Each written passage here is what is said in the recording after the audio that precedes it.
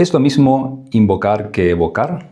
Muchos utilizan estos dos términos de forma intercambiable, como si fueran sinónimos, pero en realidad, en la tradición mágica, significan dos cosas completamente diferentes. Una de ellas obra a través tuyo y la otra ocurre a tu alrededor en el exterior. En el video de hoy quiero intentar aclarar estas dudas que generan mucha confusión entre los principiantes.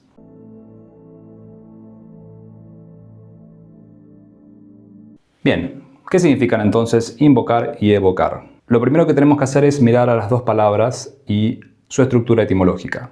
Estas dos palabras son de origen latino y están compuestas por dos partes, un prefijo y la raíz del verbo. La raíz es vocar, que significa llamar. Esta raíz la comparten los dos verbos, así que en los dos va a haber un acto de llamar. La diferencia entonces pasa por el prefijo. En la primera tenemos in, que va a significar dentro, interior, y en la segunda, evocar, tenemos el prefijo e. Para recordarlo podemos pensar que significa externo o exterior. Entonces, invocar adentro, evocar afuera. Pero, ¿cómo funciona esto dentro del ámbito mágico? La invocación es el acto de llamar una fuerza o una entidad hacia dentro de uno mismo. La intención o el propósito aquí es convertirnos nosotros en un canal para que esa fuerza obre y trabaje a través nuestro. ¿Por qué querríamos hacer esto? Una respuesta factible sería que lo hacemos porque queremos invocar las cualidades de esta entidad. Por ejemplo, si estamos invocando al dios griego Hermes, es porque queremos traer hacia nuestro interior las cualidades de la comunicación, la persuasión, la capacidad para negociar y también, ¿por qué no?, para engañar. Porque todos estos atributos están dentro del paquete. Otra forma de entenderlo es que invocar significa identificarse, es decir, asumir cualidades, estados de conciencia, incluso arquetipos completos. De hecho, esta es una práctica muy común en las tradiciones mágicas modernas, como la que viene de la corriente de la Golden Dawn, en la que se practica lo que se denomina la asunción de las formas divinas. Esto por lo general se hace con dioses egipcios y dioses griegos. ¿Y cuál es el propósito? De nuevo, encarnar esas energías para un resultado que en muchos casos tiene que ver con un avance en el proceso y en el camino espiritual, y en otros casos también tiene que ver con un rito de iniciación.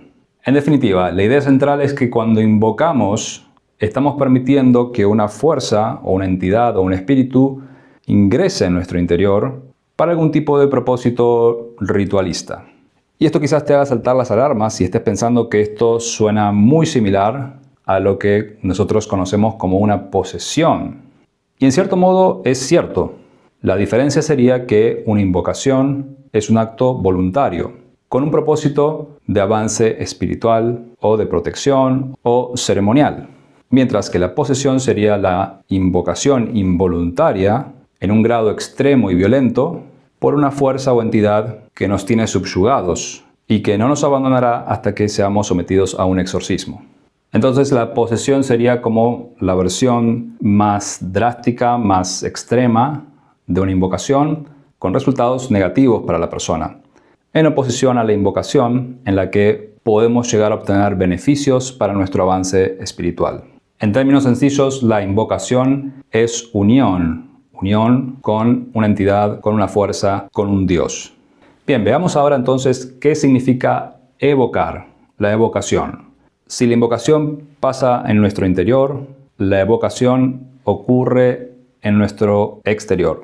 Aquí también la fuerza es llamada, pero fuera de uno mismo. Hay una distinción clara entre el operador y la entidad. Este tipo de prácticas es muy común sobre todo en los grimorios. Lo que hacemos cuando evocamos es llamar a una entidad para interactuar con ella de una forma externa. Esto a menudo se realiza a través de medios seguros para evitar que la entidad se salga de control o pueda reaccionar de forma inesperada y, en definitiva, evitar que pueda causarnos algún tipo de daño. Como ustedes saben, en los grimorios muchas veces lo que estamos llamando son los príncipes del infierno o entidades del inframundo. Por supuesto, en general no vamos a querer invocar a esa entidad, sino simplemente relacionarnos temporalmente con ella para obtener algún tipo de conocimiento, progreso, favor o talento de algún tipo. Y aquí entra otro punto interesante. ¿Qué tipo de entidades deberíamos invocar? Bueno, como estábamos diciendo, no resulta para nada conveniente invocar a una entidad infernal que pueda apoderarse de nosotros y a la que podamos sin querer darle permiso de poseernos.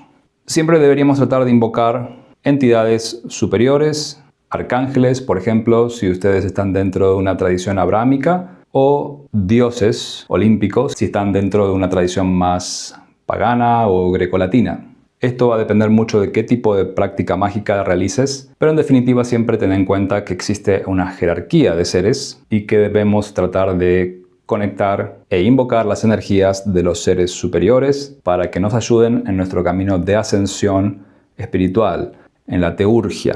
La comunicación con los seres inferiores, seres infernales, puede ser útil en muchos casos, pero más que nada como una forma de recibir conocimiento o algún tipo de bien material. Y siempre realizándolo con todas las medidas de seguridad para evitar que eso nos produzca un daño. Dado que la evocación es más delicada y en cierto modo es una práctica más avanzada que la invocación, exige tomar algunos recaudos de seguridad. Allí aparece entonces toda una estructura que tiene que ver con el uso de círculos de protección, triángulos en los que vamos a encerrar momentáneamente a la entidad mientras interactuamos con ella, fórmulas y nombres divinos y rituales muy precisos para obtener los resultados deseados y minimizar los riesgos.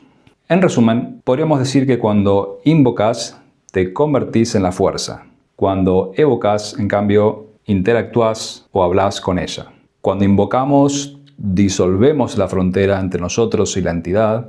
En cambio, cuando evocamos, mantenemos ese límite que nos permite interactuar de forma segura. Por supuesto, en los dos casos es muy importante, luego de realizar la invocación o la evocación, que nos deshagamos de esas entidades de una forma segura y limpia. Para hacerlo podemos recurrir al clásico ritual de desterramiento del pentagrama, que nos va a permitir limpiar la energía del lugar en el que hayamos hecho la operación. Pero esta no es la única forma de hacerlo. De hecho, si ustedes están más bien dentro de una tradición abrámica, podrían recitar algún tipo de salmo o una plegaria al Arcángel Miguel. Hay muchísimas formas en las que podemos intentar disipar esas energías una vez finalizada la invocación. Y si te diste cuenta, acá ocurre un fenómeno bastante curioso, que es que en realidad para disipar la energía de esa entidad o de esa fuerza que invocaste previamente, invocas a otra entidad de un orden superior para que te ayude a hacer ese trabajo. Cuando hacemos una plegaria al Arcángel Miguel o a Zeus, en definitiva estamos usando sus poderes más elevados para que nos ayuden a desterrar las energías que hayan podido quedar flotando luego de nuestra interacción o de nuestra comunión temporal con esta otra entidad. Y si nos ponemos todavía más detallistas, dentro de la estructura propia del ritual de desterramiento menor del pentagrama, hay una parte en la que practicamos la invocación, que es cuando realizamos la cruz cabalística, y otra parte en la que realizamos una práctica de evocación, que es cuando trazamos los pentagramas y evocamos a los arcángeles en los 4 puntos cardinales. Así que aquí las líneas se tornan un poco más difusas. Pueden superponerse las prácticas de invocación y evocación, pero en definitiva la diferencia existe y es algo que tienen que tener en cuenta cuando están comenzando y avanzando en este camino. Entonces, la próxima vez que escuches estas palabras, recordá que no son lo mismo. Cuando invocamos, invitamos a una fuerza superior a que ingrese dentro nuestro para transformarnos. Cuando evocamos, la entidad o el espíritu aparece frente nuestro para que podamos relacionarnos con ella de frente a frente. Y este es otro aspecto sobre la evocación que no dije antes, pero cuando evocamos, muchas veces buscamos que la entidad se manifieste de forma visible. A veces esto ocurre con la ayuda de inciensos o humos o con la ayuda de algún espejo mágico o bola mágica en la que podemos observar la superficie y permitir que la entidad entonces cobre un aspecto más visual, más tangible. Esto no es obligatorio, pero es una de las prácticas habituales cuando se realiza la evocación y uno de los propósitos que se persiguen también. Muy bien, eso ha sido todo por hoy. Muchas gracias por mirar el video hasta el final. Si te gustó, dame un like y compartilo. Mi nombre es Max, soy escritor y practicante de magia y en este canal Mare Nubium exploramos los misterios de la magia, la alquimia y el ocultismo, tanto en su aspecto práctico, con ejercicios y rituales, como en su costado teórico, con libros antiguos y grimorios. Si estos temas te interesan, te invito a suscribirte al canal para no perderte de los próximos videos. Que tengas un muy buen día y nos vemos en el próximo episodio. Chao.